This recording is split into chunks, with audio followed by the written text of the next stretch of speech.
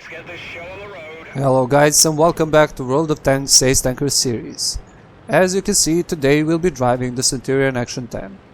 And driving the Centurion Action 10 is mrshoy. So the map is mines, we are playing a standard game, and immediately mrshoy goes for the middle of the map. But he is not going to contest the hill, as 45 km/h top speed on the Centurion is not going to allow him to climb up and basically race against those light tanks that are already at the top. So the enemy have taken the positions in the middle.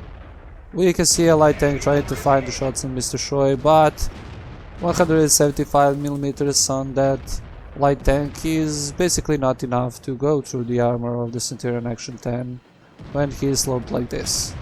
But the shot from the RU definitely went in because the RU was shooting heat shells. So really nice gameplay here. He keeps his tank on the ridgeline as much as he can. Now unfortunately he burns his repair kit here because he got tracked 2 times. And he's still playing from this position, basically not allowing the light tanks to go out. But he's in a bad position to help the IS-7. And the IS-7 has to take care of himself and look at the light tanks at the top. So mrshoy trades here with the E50. It was a good trade. He killed one tier 9 tank and now he can go out more freely and try and find the shots on the tanks that are in the middle, like this IS-4. So very nice shot there. He shot the IS-4 and now he is trying to find a shot on the light tank on the middle of the map. So the main features of this tank are the good penetration on the gun, excellent rate of fire, around 7 shells per minute, which goes to let's say 2700 damage per minute. And when you have the top crew and we have the gun rammer and the ventilation, and when you have the brothers in arms, your DPM will go up to 3500. But that's basically one of the best things on the tank. The other things being the mobility of this tank on every terrain, because it is very mobile, it turns very quickly, and the top speed, which is increased from its predecessor, the FV, it's now the 45 km/h, which allows you to move fairly quickly around the battlefield.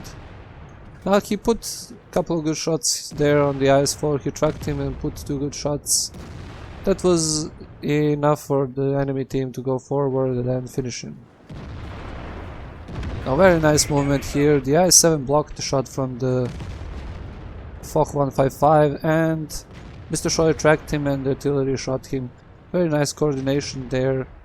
They don't play together, but the artillery was paying attention and looking at which tanks to shoot next. So the Foch is still looking at this way. mrshoy doesn't want to go out while the Foch is aiming here, but as soon as he fires, he goes out and goes for the lower plate, but hits the rack of the IS-7. Unfortunately, that Foch basically killed our IS-7, leaving him on 400 HP.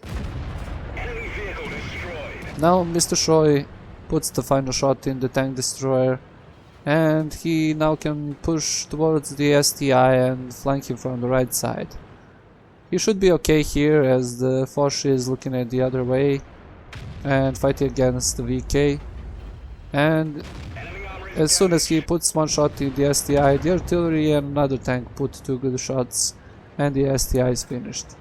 Now this team plays very nice here, and they're going for the tanks one by one, and this game is soon going to be over. So you saw excellent reload there on the Centurion Action 10, allowing him to put 2 shots in Foch and basically do as much damage as he can. Now the Leopard prototype, which was on the left side, spawned basically behind all of them, and it is a little bit too late because he cannot fight alone against all of these tanks.